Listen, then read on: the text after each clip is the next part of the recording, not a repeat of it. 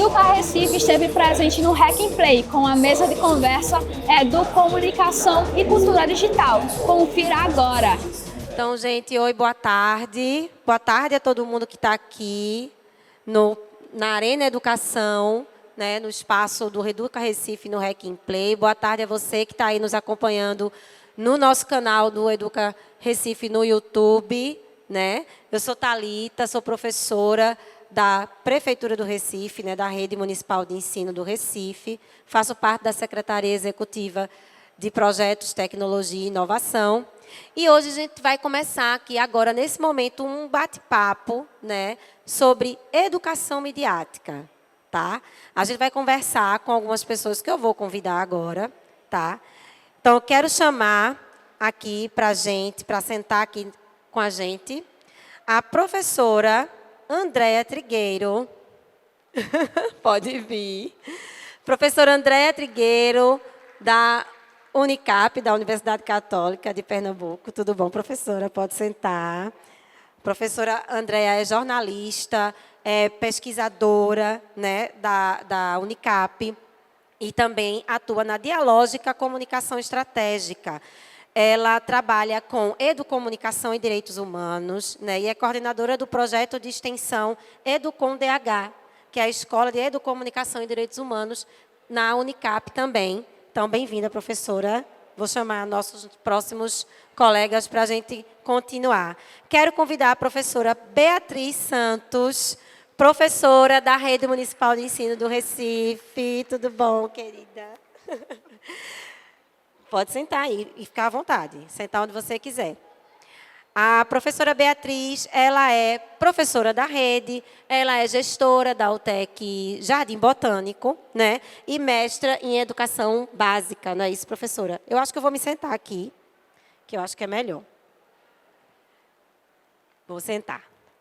Então, continuando os nossos convidados, eu quero chamar o professor Jefte Amorim. Professor Jefte, eu gosto muito da sua apresentação. Tudo bem? Professor Jefte é um agitador de gente fascinado pela experiência humana do mundo. Gostei muito disso, professor. Pesquisador, jornalista, né? Também atua com educomunicação na consultoria, né? Junto com a professora Andréa também, aqui. E consultor de marketing e comunicação estratégica, doutorando em educação e tecnologia pelo Edumatec e também é professor no César School, não é isso? Então, seja bem-vindo, professor Jefte, professora Beatriz e a professora Andréa Trigueiro. Bom, sem mais delongas, a gente vai conversar um pouquinho hoje sobre educação midiática, né? E o tema dessa mesa é educar com e para as mídias. Eu queria já começar com essa provocação para vocês, e aí vocês fiquem bem à vontade para responder, né? Não tem uma ordem, a gente vai fazer uma coisa assim, bem, um bate-papo mesmo. Mas o que significa educar com e para as mídias? O que é isso hoje em dia?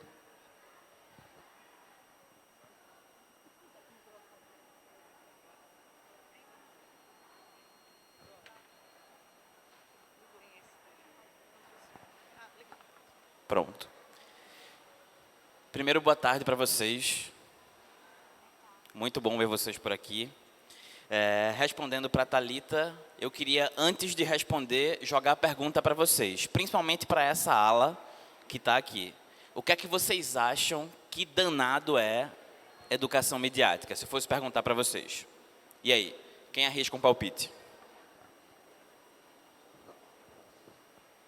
E aí, gente? Para vocês que estão nos acompanhando aí no YouTube, a gente está com um público aqui bem misturado, né? A gente tem um público, inclusive, bem especial. Nós temos uma turma aqui de estudantes, né, da nossa rede. E foi para essa galerinha que o professor Jefte trouxe essa provocação agora. O que é isso para vocês? Alguém quer arriscar algum palpite? Sem medo de errar. E aí?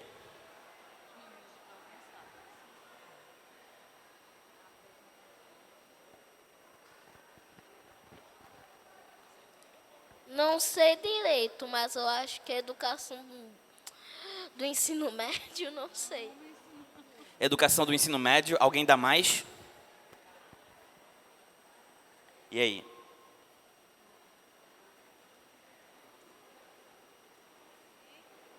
Alguém arrisca? Não? Pegando o gancho, tem um pouquinho de relação com o ensino médio, mas dá para falar de educação com e para as mídias em todas as áreas e em todos os níveis.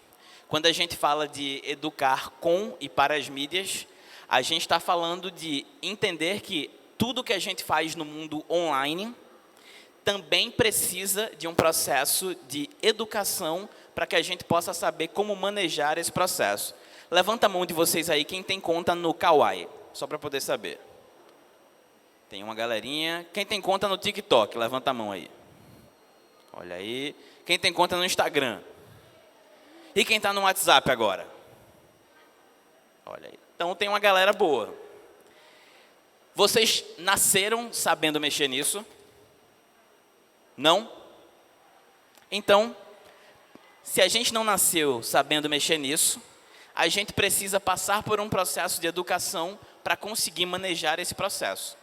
E mais do que isso, a gente precisa entender que, do mesmo jeito que na vida física, no dia a dia, a gente tem coisas boas e ruins, nesse universo a gente vai ter coisas boas e ruins. Só que não dá para a gente falar de educação para, ou seja, educar para a gente mexer nisso, se a gente só fala sobre isso e não mexe nisso. Nesse universo da educação midiática, quando a Unesco lá atrás faz todo um trabalho direcionado para que a gente pudesse expandir essa educação, ela trouxe também uma ideia de vários letramentos, né?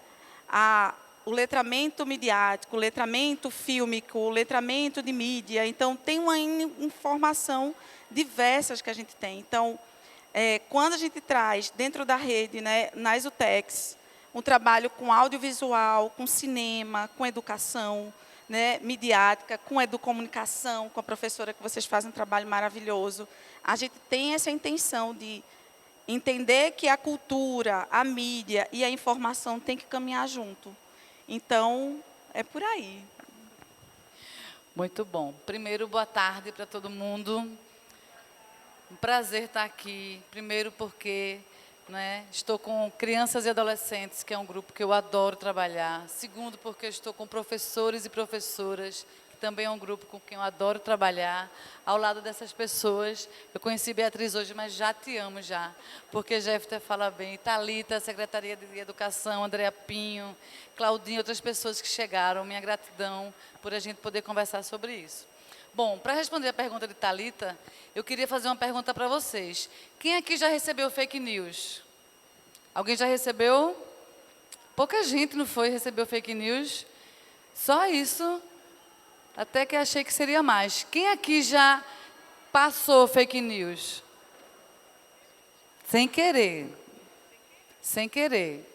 Então, por que a educação midiática é importante? Porque, além de outras coisas, ela faz com que a gente compreenda quando a mídia funciona de tal forma ou de outra forma, e a gente começa a entender, por exemplo, quando uma informação não é verdadeira, ou quando uma informação ela repercute de uma forma ruim na vida de outras pessoas. Quando eu digo, por exemplo, que no bairro tal só tem bandido, quando eu digo isso na mídia, isso é injusto, não é? Porque às vezes a gente mora naquele bairro e sabe que não tem só crime, tem cultura, tem educação. Então, quando a gente trabalha a educação midiática, a gente vai entender que alguns procedimentos da mídia não são saudáveis. E aí a gente também aprende a não replicar e a não passar, por exemplo, fake news e outras informações.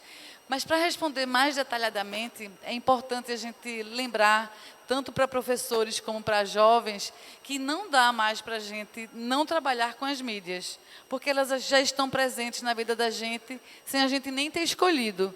Quando a gente vai votar, é o mundo virtual, o mundo digital que a gente está acessando, né? A urna é eletrônica. Quando a gente vai no banco e passa lá o cartão do Bolsa Família, a gente está acessando novamente um outro tipo de vida digital. Então, muitas coisas que a gente faz hoje na nossa vida já estão dentro desse mundo midiático, quando a gente nem percebeu. Fora as redes sociais, não é? Que a gente usa. Quem vive sem o WhatsApp aqui? O pessoal que está trabalhando, não é? É muito difícil. E a gente tem que entender que essas mídias vieram e não vamos conseguir nos livrar delas. Então, é melhor que a gente entenda como elas funcionam, para que a gente não fique replicando o que não é saudável. E aí eu vou me dirigir aos jovens. Aquelas dancinhas, soca-soca, bate-bate, senta-senta. Isso pode ser divertido, mas isso não é uma coisa legal. Isso antecipa a sexualidade das meninas, supersexualiza, hipersexualiza as meninas ainda quando estão no início da adolescência. Então, quando a gente tem uma educação midiática, a gente trabalha com as mídias e a gente entende isso, a gente pode até achar engraçado, mas a gente não vai fazer, não vai replicar, a gente vai preferir outras músicas, outras dancinhas, menos ruins, digamos assim, do ponto de vista educacional.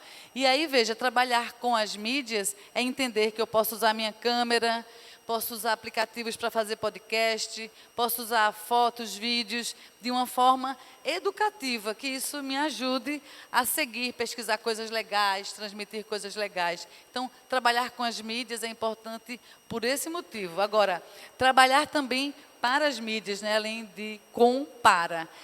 A produção de conteúdos para as mídias digitais hoje é uma coisa que vai além do jornalismo, né? Eu sou jornalista e não são apenas só jornalistas que hoje produzem conteúdos. Muitos professores produzem, estudantes produzem, advogados, médicos, psicólogos, influencers. Então, a gente tem uma gama de pessoas produzindo materiais para as mídias, mas qual é a qualidade desses materiais?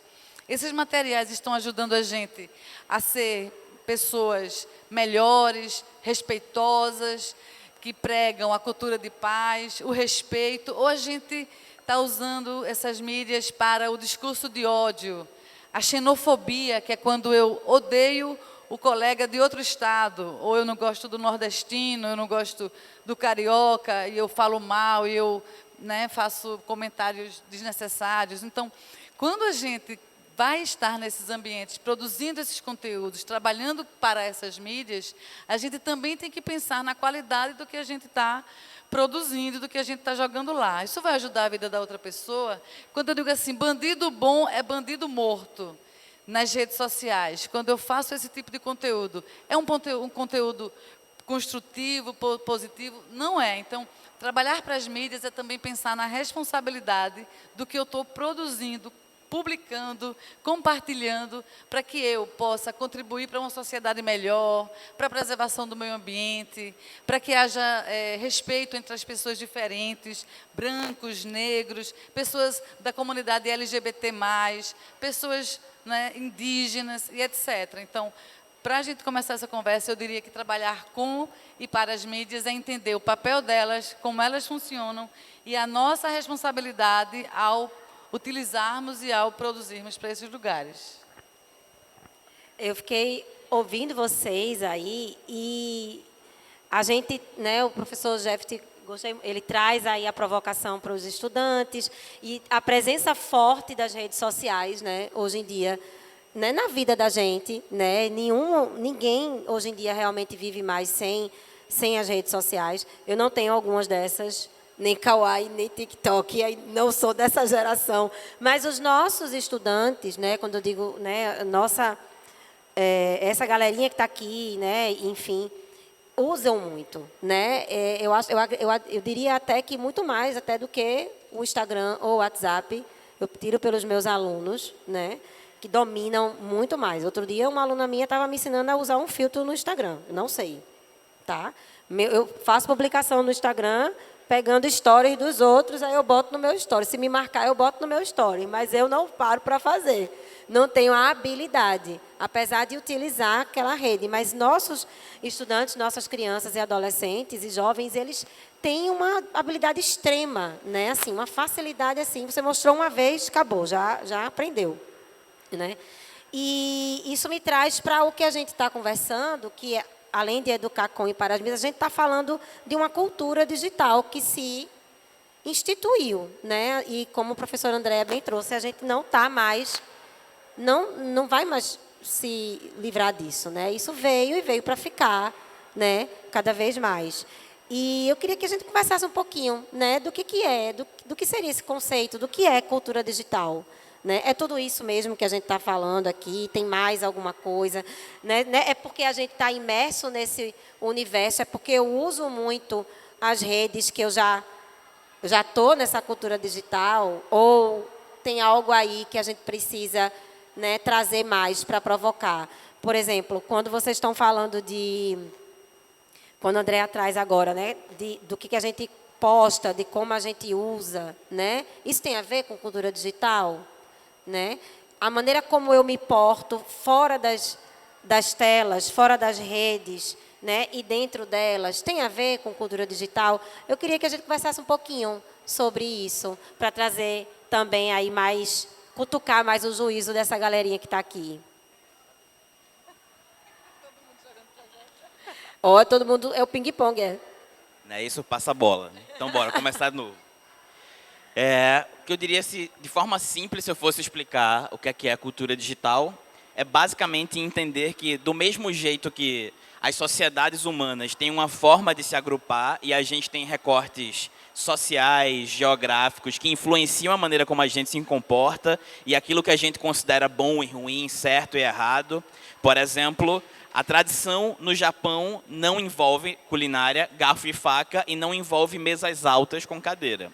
A tradição é mesas baixas, porque se senta no chão com as pernas dobradas, num lugar sem calçado, e envolve comer de hashi e colher ou com a mão. A forma como eu como é diferente da tradição japonesa. Do mesmo jeito, no mundo digital, ainda que a gente esteja aqui morando na mesma cidade, a gente começa a perceber que a forma como as pessoas se comunicam e se comportam no mundo digital tem características próprias. Então, quando eu estou conversando com você, eu não falo VC, mas quando eu estou dentro do ambiente digital, eu abrevio para VC. Eu uso emojis para categorizar algumas reações e sentimentos. Quem de vocês enche as conversas de emoji? Quem? Olha aí. Então, isso é parte da cultura digital. Não só isso é cultura digital, mas quando eu falo em cultura digital, é entender que dentro do ambiente virtual, existem também códigos de comportamento e que vão variar, muitas vezes, de acordo com a mídia ou a plataforma que eu estou utilizando, com os recortes sociais, de gênero, por idade, geracionais. Tudo isso influencia, do mesmo jeito que a gente está falando da formação cultural no mundo físico, que eu posso tocar. E aí é importante falar de mundo físico, porque às vezes a gente fala de mundo virtual e real. Mas o virtual é também o mundo real. Ele pode não ser físico palpável, mas ele é tão real quanto esse físico e palpável, porque ele é uma extensão desse mundo físico e palpável. É uma extensão, né, Jeff? Exato. A nossa tecnologia do nosso tempo é totalmente diferente da deles. Então, a apropriação. Então, no meu tempo, que não é tão longe assim, mas posso falar essa frase, tinha a netiqueta.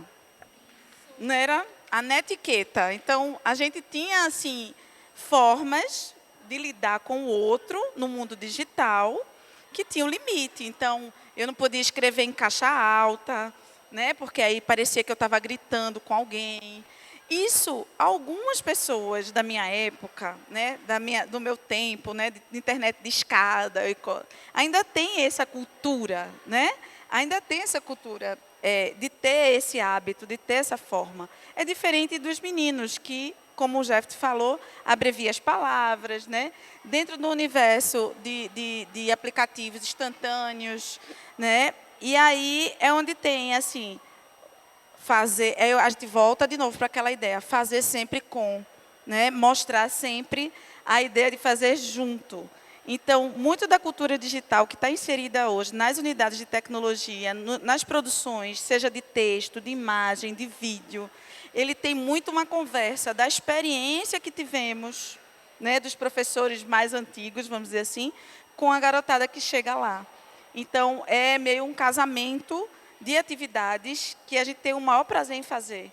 né? Porque a gente aprende com eles e é o que a gente divulga muito nas escolas. Então, é o que a gente coloca muito na cabeça dos professores. Professor, abra sua mente, né?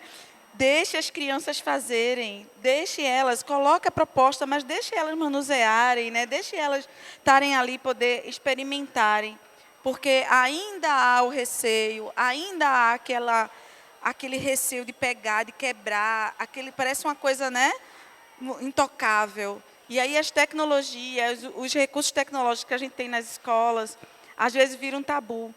E aí, por falta de cultura digital, muitas vezes dos professores não ter o hábito, a resistência, e não se provocam e não provocam os alunos. Então, a gente vive provocando os professores, inclusive provocando os estudantes, para que eles tomem a frente de pedir, de querer fazer, para que eles tenham essa autonomia e sejam inseridos ali. Quando os professores descobrem que eles podem estar ali só mediando, aí é onde é o X da questão, que a gente procura muito divulgar. Esse professor só vai ser o mediador, pode deixar que os meninos vão poder desenrolar isso tudo. Então, assim, essa questão da cultura digital, a gente faz uma divulgação grande, está ali inserido, né? E tenta aproximar os professores, os estudantes, para poder fazer os casamentos nas escolas. Nas UTECs, eu tenho garantia que isso é fato, isso já se faz. Muito legal a fala de Beatriz. Concordo plenamente, quero reforçar isso. Eu produzo podcasts com os meus alunos e também dou oficinas com os meus alunos que se chamam Todo Mundo Faz Podcast. Nessas oficinas, a gente consegue provar que é possível usar um aplicativo chamado Anchor, que é gratuito, muito intuitivo, para gravar, editar e distribuir os podcasts. As pessoas que participam das oficinas saem dominando isso, certo? Eu não sei usar o Anchor, meus alunos sabem, e eles conseguem fazer, jovens dessa idade, fazerem também, num celular de forma gratuita. Então, acho que a fala de Beatriz é muito interessante nesse sentido, de que nós, professores, muitas vezes, por uma questão geracional mesmo, a gente acha que não vai dar conta de determinados aspectos dessa cultura digital, que os meninos já nasceram prontos. Mas é isso, muitas vezes a gente só precisa apontar o caminho, conseguir mediar um espaço onde eles vão aprender, às vezes uns com os outros. No meu caso, eu levo os meus alunos de jornalismo e no encontro com os estudantes mais novos, né, mais jovens, eles se resolvem aqui. Aquela turminha que estava por ali, está ali agora, eles estão comigo agora num projeto lá na Católica. São eles? Não, já são outros, gente, desculpa. Mas tem um grupo, tem a miopia que não me ajudou aqui. Mas tem um grupo da professora Cláudia que está com a gente lá. E aí hoje, quando a gente chegou aqui, eles ficaram felizes em me ver. Eu também fiquei muito feliz. Mas a primeira coisa que vários perguntaram, cadê os meus alunos? Porque realmente, não é? Eles têm uma vinculação, uma questão também geracional mais próxima, uma familiaridade com o VC, o Tamo Junto. O Andréa, gera um afeto, né? Gera um afeto, um vínculo, amizades. Então, é muito importante que a gente perca um pouco, ou pelo menos a gente se jogue nessas experiências, mesmo que a gente não saiba. Eu tenho um telefone que não é um iPhone, né? É um Samsung, e o meu filho diz a mim que eu não sei usar nem 10% dos recursos. E olha que eu faço coisa.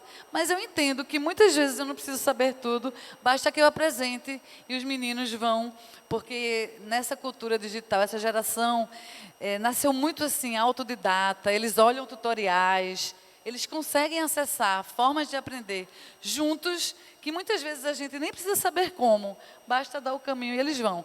E em relação ainda a esse comportamento que Thalita iniciou a conversa, eu queria destacar um aspecto que é o seguinte: a gente não faz nas redes sociais o que a gente não faria em público. Porque não existe rede social privada, certo, gente? Mesmo que você diga assim, meu Instagram é fechado.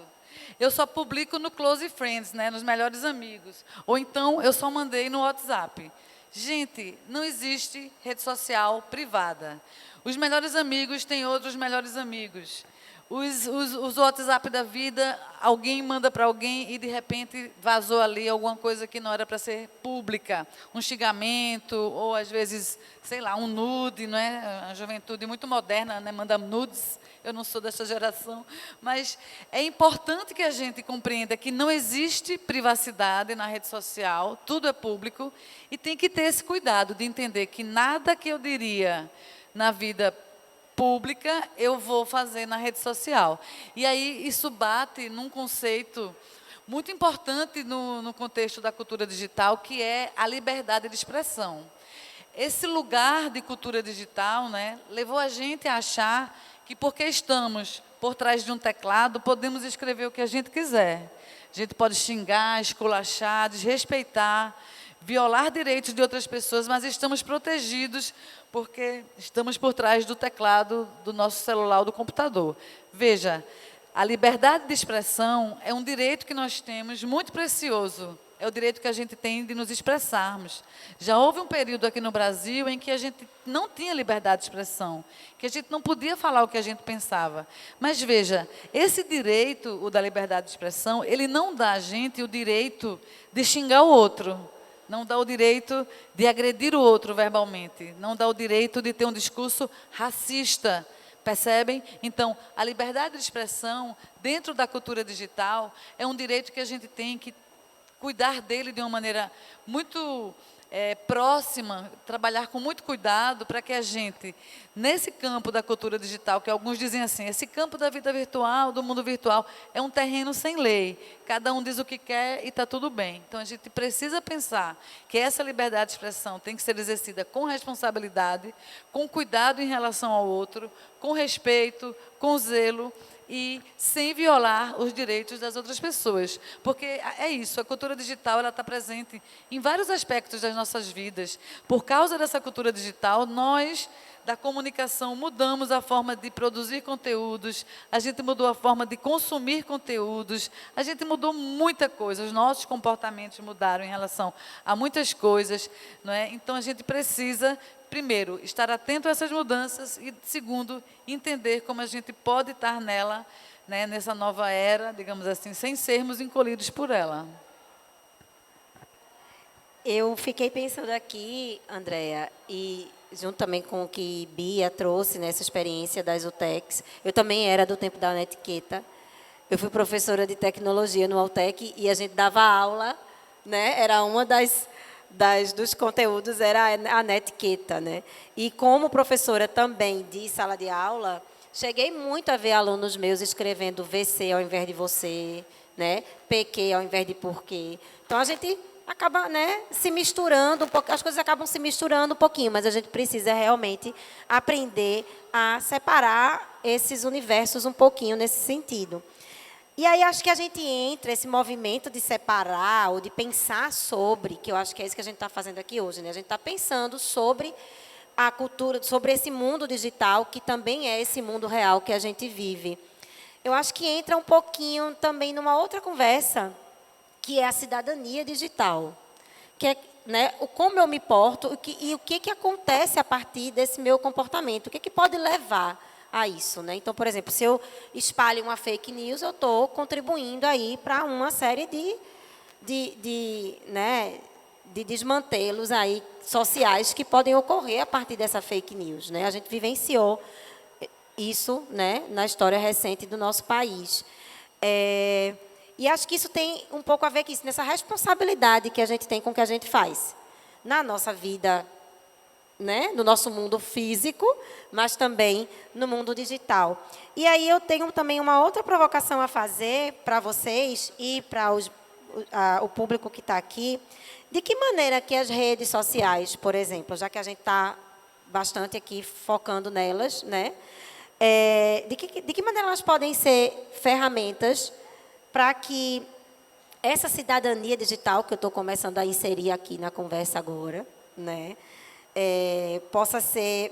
Como é que os nossos estudantes, nossas crianças, né, e pessoas adultas também, que ainda não exercitam isso, podem fazer um uso crítico e responsável dessas ferramentas, né, das redes sociais ou de qualquer outra ferramenta digital que a gente precise utilizar, né? Que eu acho que é um pouco isso também. A gente tem que ter a responsabilidade com o que a gente faz e pensar criticamente sobre o que a gente faz, né? Sobre o que eu coloco, sobre o que eu posto, o que é que eu estou dizendo, o que é que eu estou comentando ali na postagem de alguém, o que é que eu estou passando, né? O que é que eu estou recebendo, quando vocês perguntaram, né? Quem aqui já recebeu fake news ou já repassou? Ainda que quando a gente fala sem querer, esse sem querer tem uma coisa por trás que é, poxa, eu não parei para pensar, né? Eu não tive o exercício e a preocupação de, peraí, deixa eu ver se é isso mesmo, né? E aí a gente entra muito nesse mundo do automático, né? Já vai, pá. Ai, que legal, perfeito meme. Meme é uma coisa que eu adoro passar, tá? Meme, eu adoro receber e passar. Meme que me faz rir. Agora, não meme que me faz... que me traz assim uma imagem distorcida do outro, né? Uma imagem, né, que coloca, enfim, eu não vou rir da cara de uma pessoa, mas eu adoro meme, coisa com cachorro, com bichinho, pode me mandar que eu fico lá rindo horas. Mas eu queria trazer um pouco essa provocação agora para a gente, né, e para o nosso público. Como é que a gente pode trazer um pouco mais, estou querendo a palavra aqui, mas estimular mais esse uso crítico, essa responsabilidade com o uso, né, das mídias digitais. Vou começar aqui para ser justa, né, Jefta? Então, Thalita, infelizmente, eu acho que foi Beatriz que tocou, a gente não tem letramento midiático, né? A gente não tem uma série de letramentos. A gente não tem letramento racial, letramento de gênero, não tem vários letramentos. E aí, nesse sentido, eu fico achando que a responsabilidade ainda está muito grande em cima da gente em relação a isso. Nós, professores, que temos minimamente mais condições de investir nisso na sala de aula do que mesmo as famílias que ainda não compreenderam. Eu digo isso porque, a partir de algumas experiências que a gente já teve, às vezes as crianças e os adolescentes é que levam para as famílias alguma noção sobre cidadania nas redes sociais, respeito, o uso responsável das redes sociais, o uso cidadão. Então, eu penso que nós, professores, em sala de aula, a gente pode trabalhar. Eu adoro fazer uma dinâmica com as crianças, com os adolescentes, que é, vamos supor, a televisão que temos, a televisão que queremos. Então, quando eu faço isso, eu faço com que as crianças e adolescentes pensem sobre como são as novelas, como é que elas retratam as pessoas negras, como é que elas retratam as crianças, as mulheres, os adolescentes. Então, a partir da reflexão de como elas mostram e da reflexão de como a gente gostaria que eles mostrassem, a gente começa a trabalhar a análise crítica de mídia.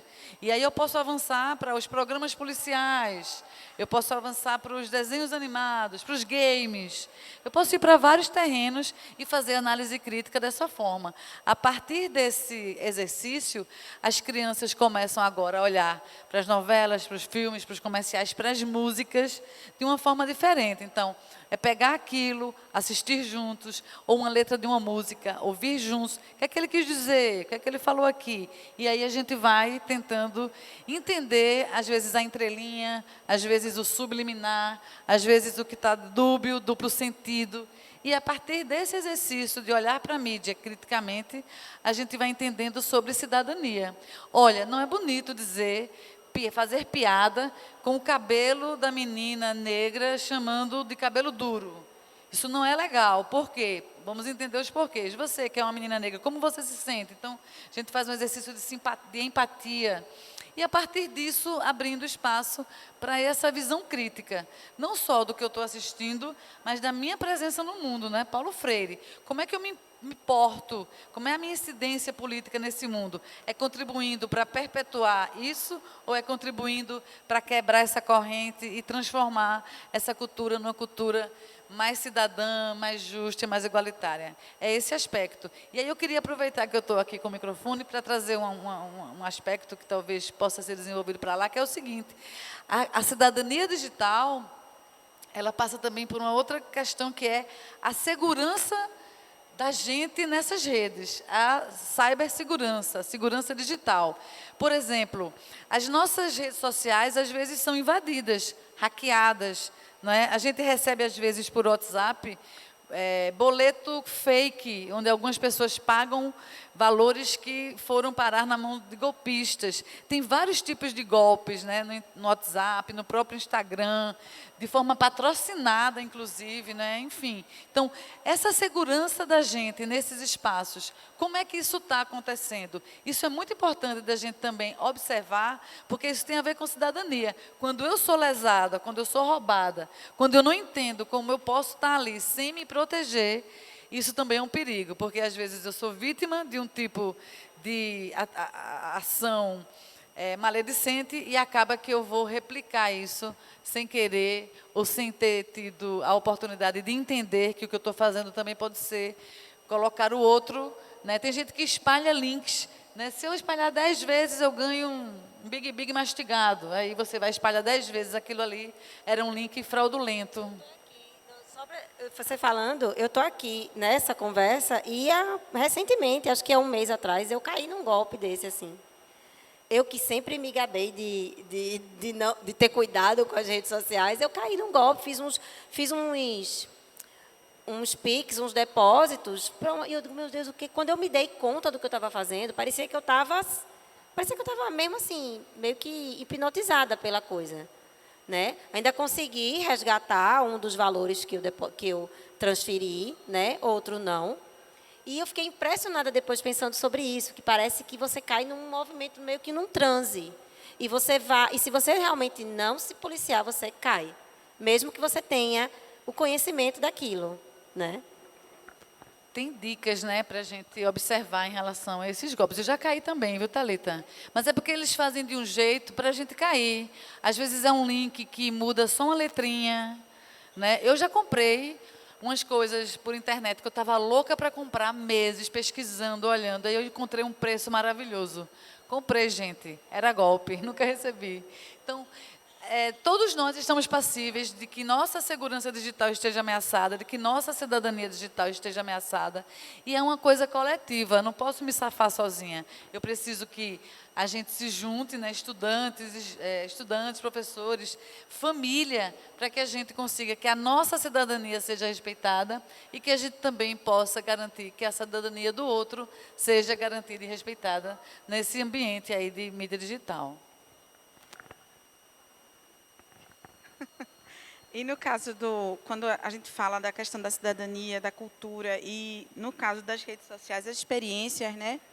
Uma das minhas experiências dentro da rede, nas UTECs, é usar o cinema, né? Então, o cinema, o audiovisual, traz muitas questões que a gente pode tratar com as crianças, com os adolescentes, que vai trazer essa discussão, que vai trazer algumas questões e temas que são da realidade ou não, ou que aproximaram, né? Então, assim, vale muito da curadoria de nós, professores, a curadoria que a gente tem em relação, às vezes, não só ao cinema, mas a curadoria quando eu trago uma música, quando eu trago um recurso educacional que tem essa discussão. E, para isso, a gente tem que ter todo o cuidado, né? Para poder também não chegar em searas que, de repente, não cabe a nós ou discutir ou decidir. Mas eu acho que, quando a gente está falando de redes sociais, cai de novo na questão do letramento, né? Do letramento fílmico, do letramento que eu tenho que ter nas redes sociais, onde é que eu vou navegar, já caí em golpe também, né? Então, assim, e a gente está ali à mercê, porque é uma coisa nova, a gente de coração bom, né? Que está ali honestamente fazendo um trabalho, mas aí vem alguém se dizendo mais esperto, querendo usar essa rede social para poder divulgar tudo que não pode. Então, é onde a gente tem que ter o X da questão. E se a gente caísse, né? Simular, uma das atividades também lá é simular, né? A simulação das atividades, a simulação com audiovisual. Os memes são um excelente recurso, né? Para a gente poder discutir isso. Então, agora, uma das crianças, recentemente, foi o show, né, de Bruno Mars, né, aqui. Então, eu já vi os risinhos ali, né? Tem gente que é fã de Bruno Mars aí? É? Hã? Então, enfim, então rolou muito meme, né? E aí os meninos trouxeram para a sala de aula e a discussão foi essa: qual é a música, qual é o inglês, qual, o que é, porque eu sou fã, porque eu não sou fã, e por que será que o preço está tão caro do ingresso? Então, tem uma gama de discussões que a gente está ali, e muitas vezes os meninos, as crianças, ficam naquele modelo, naquele patamar que não faz parte da realidade deles, né? Então, assim, será que eu consigo ver um show de Bruno Mars porque eu tenho que ser fã de Bruno Mars, porque todo mundo está sendo? Então, tem essas discussões que a gente tem que trazer também para ampliar essa ideia de que tem um mundo real, né, e um mundo virtual. Aquele mundo de mentirinha que todo mundo vive, que está todo mundo feliz, todo mundo rico, todo mundo bem. Será que cabe a mim? Será que cabe às crianças também estar idealizando sempre aquilo, né? Então, é essa a questão. Eu ia pegar 2 ganchos, para mim, bem interessantes, dessa coisa de cidadania digital. E o outro diz respeito a um negócio que Beatriz falou sobre esse lugar do professor ser mediador, quando ela estava falando antes, de quando eu entendo que eu posso ser mediador e não preciso saber tudo. Começando pela ideia de cidadania digital, eu acho que eu substituiria um pouco a ideia de cidadania digital por uma empatia humana, e vou explicar o porquê. Primeiro, porque a própria ideia de cidadania, para mim, é um negócio que está meio em crise, porque a gente aprendeu que cidadania era uma ideia que estava relacionado a uma identidade geográfica e estava relacionada a um conjunto legais que estruturavam a ideia de uma nação. E a nação é o que define a minha cidadania. Eu sou brasileiro. A minha cidadania é brasileira porque eu sou regido pelas leis do Brasil e porque a minha dinâmica cultural é dessa nação e está restrita a esse lugar.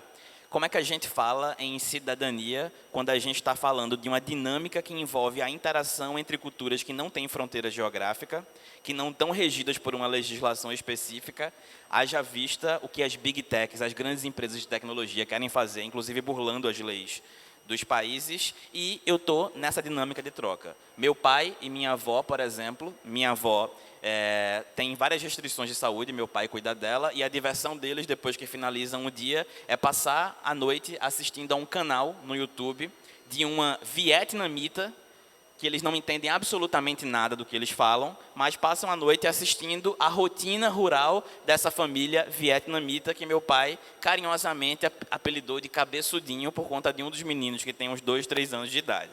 Então, veja, eu estou falando de uma relação em que todo mundo está interagindo com questões culturais, políticas e sociais diversas ao mesmo tempo. E aí, para mim, a ideia de empatia faz mais sentido, porque quando eu começo a entender que a empatia tem a ver com tratar as outras pessoas com dignidade e fazer o bem da mesma forma que eu queria que fizessem o bem para mim, as coisas mudam um pouco. E eu acho que esse é o exercício maior que a gente tem para fazer. Entender que no mundo digital eu preciso cuidar das outras pessoas como eu quero ser cuidado. Tratar bem as outras pessoas como eu quero que tratem bem de mim. Entendendo que, inclusive, o que é bom para o outro não necessariamente é aquilo que é bom para mim. Então, esse é um marco interessante. E pegando o gancho do que Beatriz falou sobre esse lugar de mediador, eu acho que, vinculando com cultura digital, que Thalita trouxe antes também, uma das coisas que o mundo digital e as acelerações que o mundo digital trouxe para a gente é um pouco mais a aproximação da quebra de ilusão de que eu sei tudo. Porque a gente vinha num processo formativo em que eu me tornei professor. Eu sou professor porque eu sei tudo sobre isso e eu vou ensinar tudo que eu sei para quem não sabe nada. Essa é a lógica e a matriz desse processo. E a gente aprendeu isso sobre as profissões. Sempre foi uma lógica troncha, porque ninguém nunca sabe nada sobre alguma coisa. Mas o fato da sociedade estar mudando tão rápido e a gente estar lidando tão próximo com coisas que estão do outro lado do mundo, trouxe para a gente o tamanho do abismo do que eu não sei. E eu começo a ter noção do tamanho da minha própria ignorância. E aí isso força a gente para um exercício de humildade, ao mesmo tempo que é um exercício que tira um peso gigante das costas da gente, porque eu não preciso saber tudo. Ser professor não é saber tudo. Ser professora não é saber tudo. E lidar com o mundo digital é entender essa dinâmica. Eu não preciso saber tudo para estar naquele lugar. É claro que eu preciso saber algo o bastante para que eu consiga mediar os processos. E é por isso que eu vou ter uma formação acadêmica, inclusive, para ter acesso a ferramentas e a conhecimentos que vão me ajudar nisso. Mas eu acho que boa parte do que a gente tem de medo de lidar com esse processo está ligado a isso, a uma ilusão de que eu sei tudo, quando, na verdade, o abismo da ignorância é enorme. E se a gente não entende que a gente vai aprender todos os dias e a gente vai aprender nas trocas, a gente está bem ferrado nesse processo. Uau! É bem intenso, realmente, quando a gente começa, né, a pensar sobre essas coisas. Eu queria saber se a gente tem tempo ainda. A gente tem, né? Estamos tranquilos de tempo, ou não? 5 minutos? Gente, como foi rápido. Nossa, ainda tinha tanta coisa que eu queria trazer, mas eu acho que ainda dá para a gente trazer um ponto que acho que um pouquinho do, né, Jeff te trouxe um pouquinho agora, que eu trouxe a questão da responsabilidade, né, a responsabilidade que recai em cima da gente, enquanto professor também, professora, a responsabilidade enquanto usuários desse universo todo. Mas aí, eu não sei, acho que não é só a gente que é responsável, não, né? Aí eu acho que tem um campo maior aí, né? E aí acho que entra também um pouco com o que a Andrea trouxe, né? Da segurança de dados e tal. Dessas grandes redes, né? Desses conglomerados todos midiáticos enfim, acho que a responsabilidade também dos donos dessas plataformas, talvez, não sei se eu deveria dizer assim, né? Do governo. Desculpa, Thalita. Eu diria que dos governos, né? Se a gente pensar que não há políticas públicas que garantam o monitoramento, a regulação de uma forma decente dessas grandes, né, empresas, Twitter, que agora é X, né, o Facebook, que junto com o WhatsApp, Instagram, etc. Essas grandes empresas, elas funcionam de uma maneira muito solta. E o governo da gente, há muitos anos, não cuida disso de uma forma que a gente seja protegido. Então, é uma responsabilidade nossa, no miudinho da sala de aula, mas de uma forma ampla, a gente está desassistido do ponto de vista de políticas públicas que garantam nossos direitos, a privacidade, a segurança digital, a uma série de coisas. É muito maior o problema, entende? E eu diria, pegando esse gancho aí de Andrea, primeiro que, às vezes, é muito cinismo de algumas agências internacionais, de cooperação internacional, e dos próprios estados colocar isso tudo na conta da educação formal e da escola. É cinismo mesmo, porque essa é uma responsabilidade coletiva e que envolve transversalmente uma série de outros fatores. Principalmente porque se eu digitalizo serviços de cidadania, como saúde, por exemplo, eu estou descentralizando a educação, eu preciso envolver outros atores. E mais do que isso, se boa parte desse processo é mediado pelos interesses de poucas empresas que definem quase instantaneamente o que praticamente metade da população do planeta, são quase 5 bilhões de pessoas no planeta com acesso à internet. Se eu tenho esse contingente que é afetado pela decisão de poucas empresas, elas são muito responsáveis pelo que acontece diante das tecnologias que lhes fornecem lucro. Então, esse é um ponto muito importante, e é muito importante a gente entender que, por mais bem intencionado que alguém seja, ninguém é capaz de dar conta da diversidade do mundo. Então, esse oligopólio de poucas pessoas decidindo o que metade do planeta vê instantaneamente é extremamente danoso para qualquer noção de empatia. Porque, ainda que com as melhores das intenções, um grupo pequeno de 500 pessoas, majoritariamente homens brancos, dos Estados Unidos e Europa e um pedacinho na China, são incapazes de dar conta da diversidade de demandas do planeta inteiro. Só então, eu estou querendo, assim, para a gente amarrar um pouquinho esse papo, então, conhecer, saber como toda essa engrenagem funciona também é educação midiática também, no caso, né? Logicamente, acho que é o cerne da coisa. Então, é a gente saber usar, saber se comportar, mas também conhecer... Saber também, Thalita, criticar, né? Isso. Assim, você tendo esse conhecimento, você vai entender o que é para mim ou o que não é. Então, esse letramento está implícito. Essa semana passada, foi a Semana de Educação Midiática, né? Eu vi a professora Andrea falando justamente da responsabilidade não só das empresas, mas de tudo que acontece. Mas a ideia de você entender que se você coloca para as crianças, né, que ela tem essa criticidade, ela tem essa escolha, como a Andrea já relatou bem aí, eu acho que é o fator primordial, é a prioridade de você entender, não criticar por criticar, mas criticar sabendo, né, entender fazer aquela leitura. Ainda complementando um pouco do que Jeff até falou, até porque esses donos dessas empresas de redes sociais, etc., são milionários. Eles ganham muito dinheiro pelo fato de estarmos ali, de compartilhar, de comentar, de produzir. A nossa navegação, né, na internet dá informações para essas empresas sobre como é o nosso comportamento, nossas preferências, e aí eles usam isso ao favor deles, para mandar para a gente mais informações daquilo que a gente quer, para a gente comprar, consumir.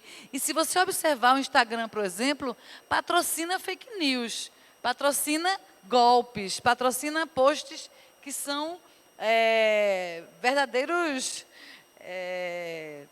abusos, né, digamos assim, como o Jeff até colocou, é um cinismo, né, que eles façam isso. E ainda por cima eles são milionários, gente. Então, a gente precisa lidar com isso de forma também mais consciente, porque nós somos usados por essas pessoas, não só para garantir consumo, como também questões políticas e ideológicas, né? Daqui a pouco a gente está achando que A é o maravilhoso, B não presta, e agora morte ao B. O A é que é.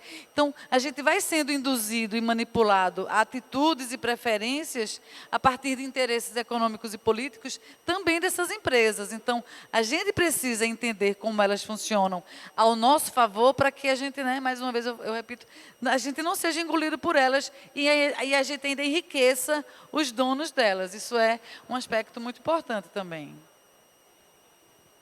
Alguém tem mais alguma questão aí?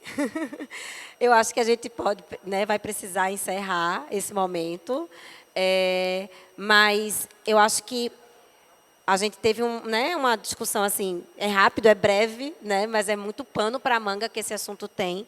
Eu fiquei muito feliz de ter aqui um público de estudantes, de jovens, de crianças e adolescentes, né, para ouvir essas falas tão ricas, né, e de pessoas tão experientes no que fazem, que amam tanto o que fazem, porque a gente vê nos olhos de vocês três, né? Que sabem muito bem do que estão falando. Vocês tiveram hoje uma aula aqui, viu, gente? Uma verdadeira aula de educação midiática. E para a gente encerrar, porque a gente precisa, nesse campo, né, de educação midiática, de educar com e para as mídias, né, dentro de tudo que a gente conversou de cidadania social, ou cidadania digital, cultura digital, responsabilidade, né, de quem é a responsabilidade, né, enfim. Que recado, ou que dica, ou enfim, o que vocês deixariam de provocação, de ensinamento, enfim, para quem está aqui hoje e para quem está assistindo a gente no YouTube, né, no nosso canal Educa Recife no YouTube, o que cada um de vocês diria para quem está nos assistindo? A gente está usando uma plataforma digital para falar, né? A gente está usando o YouTube, né? A gente está usando o Instagram do Educa Recife para divulgar, né, tudo que a gente está produzindo aqui. A gente está produzindo um conteúdo bacana, interessante, né, enriquecedor. E esse é o lado bom também da coisa, né? Não tem só toda essa a gente tem que ter esse cuidado, mas a gente tem também que entender que a gente faz um bom uso de tudo isso, né? E aí eu queria, para encerrar, o que o Jeff, o que Beatriz, o que a Andrea diriam para todo mundo que está aqui, para os estudantes principalmente, que é o nosso maior, né, foco aqui, de recado, né, para eles. Eu vou ser bem breve. Eu diria, use as redes sociais, as redes digitais, e não deixem que elas usem vocês. Né? Se a gente conseguir entender que a gente pode usar em nosso benefício, como usar isso de forma a nos fortalecermos, a ampliarmos os nossos horizontes, eu diria isso, não deixem que elas nos usem. E só tem uma forma, é entender como elas funcionam, para que a gente faça esse uso consciente e racional. Também, né? Eu acho que os meninos, as crianças, os professores, a ideia de entender que sempre vai ter uma outra informação a respeito, né? Buscar sempre uma segunda fonte, buscar sempre uma segunda informação, né? Frequentar mais a biblioteca da escola, quem tem, né? Ela é um poço, né? Ela é um poço de complemento do que você busca nas redes sociais ou nas redes digitais. Então, assim, esse universo de estar entre livros e rede digital, eu acho bem bacana. Então, procure as duas vias, que vai ser um casamento bacana, vai ser legal. E eu queria aproveitar também e dizer que tem um QR Codezinho que vai aparecer aí, que é com os endereços das UTECs, das unidades de tecnologia, dos lugares que existe esse trabalho de educação e cidadania nas UTECs com os cursos, né? Eu esqueci de falar, mas tem um projeto muito bacana, que é o Navegar é Preciso, com algumas UTECs fazem, né, com o pessoal da terceira idade, e que traz um conflito de gerações muito massa, né, que eles entendem, eles se apropriam daquela linguagem, então é muito bacana. Então, já sai um QR Codezinho aí do trabalho, da pesquisa, né, para eu estar aqui de qualquer forma. Fui atrás de algumas informações para poder estar aqui com vocês, e aí eu deixei disponível também nesse infográfico algumas informações importantes sobre isso. Só isso. Acho que, para fechar, queria primeiro dizer que foi uma honra grande ter essa conversa com vocês. E acho que, se eu pudesse dar um conselho, primeiro, entenda que você não sabe tudo e isso não é o problema. O problema é se você se acomodar em não saber.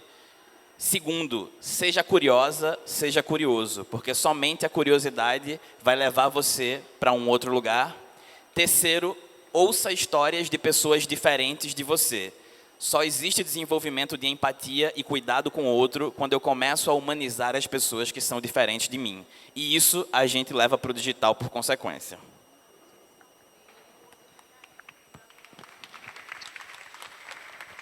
Gente, eles chegaram agora. Eles chegaram agora, no finalzinho. A turma que está com o projeto, participando do projeto aqui com a professora Andréa, né, do Educom DH, não é isso? E eles chegaram agora, e olha só, a presença ilustre que a gente estava esperando aqui. É isso que eu queria. Gente, a gente vai encerrar, mas a gente precisa chamar essas vozes aqui, para vocês entenderem o quão é importante esse movimento, esse trabalho, de trabalhar a educação midiática nas nossas escolas, né? Nos nossos espaços educacionais, os formais e os não formais. A professora Cláudia, que é a professora dessa turma, que está com essa turma dela com um projeto junto com a professora Andréa, né, que é uma parceira nossa da Secretaria de Educação, quer dar uma palavrinha, né, professora? Você está bem aí, vem cá. Boa tarde. Boa tarde, gente. O ônibus já está esperando eles. Eles foram aproveitar o Hack and Play. Toda segunda-feira eles amam de paixão ir para a Católica. Adoram os alunos de jornalismo, que são muito carinhosos com eles. E estão aprendendo melhor a usar as mídias, não é, gente? Vocês gostam de ir toda segunda-feira para a universidade? Sim! O que é que vocês mais gostam de fazer lá? As oficinas. E as oficinas são de quê, as oficinas? Tecnologia, a gente aprendendo a ver fotos para não ficar feia e nem embaçada. Edição de foto. Edição de quê mais? Edição de vídeos. De vídeo. Podcast estou fazendo também? Então, pronto. Vamos bater palma para a nossa inspiradora ali. Pessoal da UTEC que nos ajuda. Muito obrigada, Celi, Maria, todas as pessoas.